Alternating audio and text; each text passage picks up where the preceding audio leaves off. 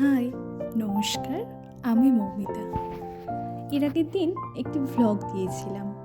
আজ আমার দ্বিতীয় দিন। আজও একটি পিকনিকের ভ্লগ, তবে এটা অন্য কোথাও নয়, আমার গ্রামে, যে গ্রামে আমার বড় হয়ে ওঠা, অর্থাৎ আমার বাপের বাড়ি। গ্রামটি হলো মালদা জেলার ছোট্ট একটি গ্রাম, চণ্ডীপুর। তো সেইখানেই আমরা পিকনিক করছিলাম। গ্রামের এটাই কিছুটা গ্রাম থেকে বেরিয়েই বলতে পারো, যেখানে আমাদের সবাই চাষবাস করে। এই যে দেখতে পাচ্ছ, আমরা গিয়েছি বাচ্চাদের সাথে নিয়ে পিকনিক করতে।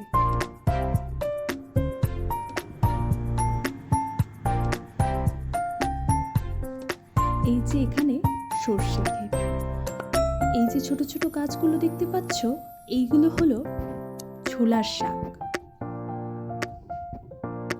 এই যে চারিপাশে দেখো, প্রকৃতিটা কি মনোমুগ্ধকর না?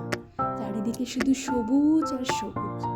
ওই যে দূরে দেখতে পাচ্ছ, ওই সব ক্ষেত, কোথাও কলা বাগান, কোথাও বড় ফুলের বাগান, এইদিকে একটা ছোট জলাশয় মতো।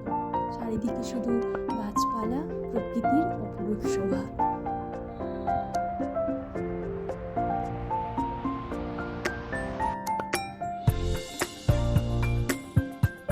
এই যে এইদিকে দেখছো আম বাগান।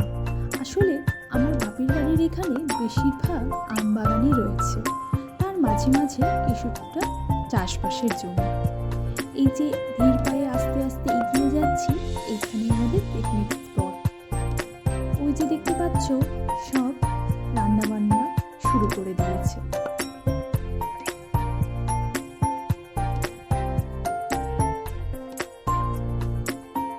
আমরা যখন গিয়েছিলাম তখন বেশ অনেকখানি রান্না এগিয়েই গিয়েছিল। এই যে আন্টি, এই আন্টিটা পেঁয়াজ কাটছে। আলু ভাজা, বাঁধাকপি এবং ডাল আর ভাত, এইগুলো হয়ে গিয়েছিল আমরা যাওয়ার আগেই। এই যে দেখছো বেগুন ক্ষেত, এইদিকে বেশ কিছু বেগুন ক্ষেত রয়েছে।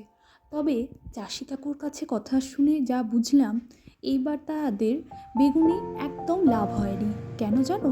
কারণ বেগুনে নাকি নতুন ছত্রাক দেখা দিয়েছে, যার ফলে বেগুন ছোট থাকাকালীনই গাছ হলুদ হয়ে যাচ্ছে এবং বেগুনে লেগে যাচ্ছে পোকা।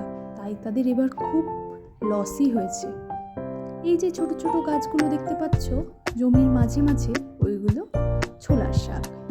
এই যে আমি বেগুনটা দেখাচ্ছি। এই যে এখানে এটা হলো জামাইবাবুর পুকুর। দেখো কত বড় পুকুর না? এখানে কিন্তু কেউ স্নান করে না, শুধুমাত্র মাছ চাষ করা হয়। এই যে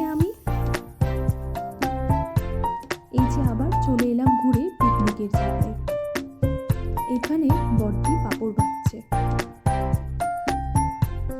মাংসর জোগাড় যন্ত্রাদি চলছে। আমি একটু ঘুরতে গিয়েছিলাম, এসে দেখি মাংস কষানো প্রায় হয়েই এসেছে। রান্না করছে আমার ভাগনা, অর্থাৎ বড়দির ছেলে টনি।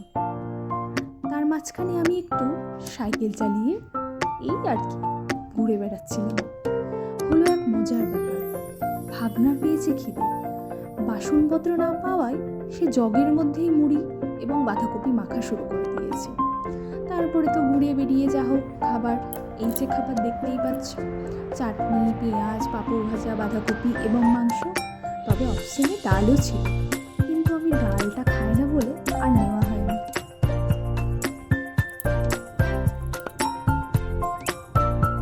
এই যে বড়দি হাই করছে, এই যে জামাইবাবু, সেও বাই করছে, কারণ তারা খাচ্ছিলই, আমরা চলে যাচ্ছিলাম। এই যে ভাগনা, ছোট ভাগনা আর কি, ভাগনার সাথে আমি বাড়ির পথে রওনা দিলাম। তাই প্রকৃতিকে অবশেষে টাটা বাই বাই বলে পড়ন্ত বিকেলে আমাদের পিকনিক সমাপ্ত হলো এবং এখন আমরা বাড়ি যাওয়ার পথে। এই যে সুন্দর সূর্য চারিদিকে রয়েছে আলো ছড়িয়ে, এক্ষুনি সে হয়তো ডুবে যাবে। সবাই আস্তে আস্তে নিজ নিজ ঠিকানায়। চলো টাটা বাই বাই। ওইখানে আমার তোলা কিছু ছবি, যা বেশ ভালোই লেগেছে আমার।